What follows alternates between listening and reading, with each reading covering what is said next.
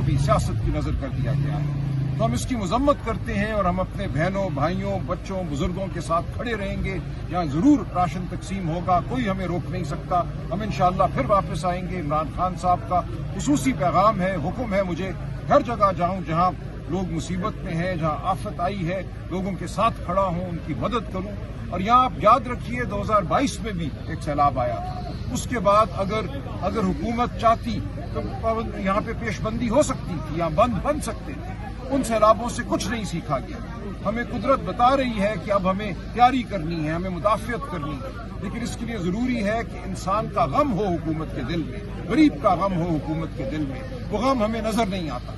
आपने भारत की बात की, आबी जारियत की बात की। देखिए, आज के दौर में सैटेलाइट टेक्नोलॉजी है, हम खुद पता कर सकते हैं कि पानी का रेला कहां से आ रहा है। हमने ये कोशिश नहीं की। भारत अगर हमें इतला नहीं दे रहा तो हम बैन अल-अक़वामी सतह पे